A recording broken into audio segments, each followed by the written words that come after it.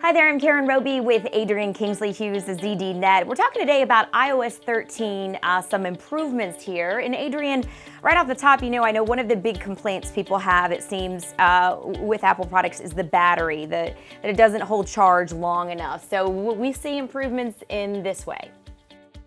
Yes, in the iOS beta, the iOS 13 beta that developers have had their hands on, we've discovered a new feature called battery optimized charging to allow, it's a really clever feature actually that's designed to reduce the wear on the battery that the battery sees during charging.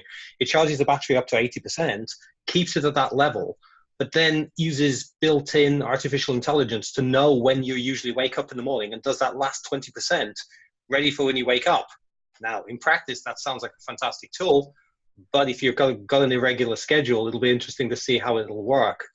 But it seems to be an idea that Apple is aware that batteries are wearing quicker than they should be. And it's the first step in some sort of intelligent charging system to keep batteries from wearing out and to stop people having to go to the Apple store and have their batteries changed or maybe even buy a new phone.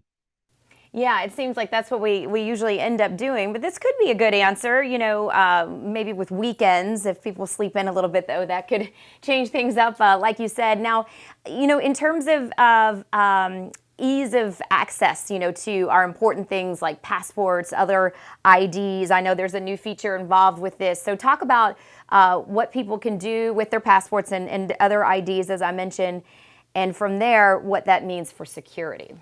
Well, basically, we're seeing also the ability for the iPhone to be able to scan different NFC, near field communication cards. The German government and the Japanese government have both announced support for local IDs to be loaded into the iPhone. And I'm pretty sure that this will be the first step in different countries adding support for this, which creates an interesting idea. First off, you're turning the iPhone into a single device where everybody's got everything on it, from payment cards to their ID, which is really good. But it also means that if you've got one device to lose or break, you've lost everything when you're on your travels. The other thing that's really interesting with this is, with so much information stored on single device, just how much of a right target is this for hackers now who will want access to all this juicy information around phones. Yeah, that's always a concern because it's like, each day or each advancement, there's always more concern about, the implications for security. Talk a little bit too, Adrian, about the app subscription reminders. This could be nice for those of us who forget about this, but for the developers, what does it mean for them? Well, this is an interesting tool because so far, if you subscribe to an app, you pay your money and it just resubscribes without you kind of having to do anything, which is great for developers because it means if you subscribe once, it's very easy for people to forget. And then, they keep getting the money until they forget, until somebody goes and cancels a subscription. In iOS 13, we're seeing a lot of new features. One of them is reminders before the subscription renews, which is a really good idea. And it gives people the opportunity and even tells them how to go about canceling if they don't need it anymore. Another really cool feature is that if you delete an app that has a subscription attached to it, you get a reminder that there's a subscription attached to it, and you get, again, instructions on how to delete that subscription if you want to do so. But it also actually tells you that you might still need this subscription. So it's an interesting balance that Apple is going for here between making sure that developers still get that revenue, but also keeping customers in charge of these payments.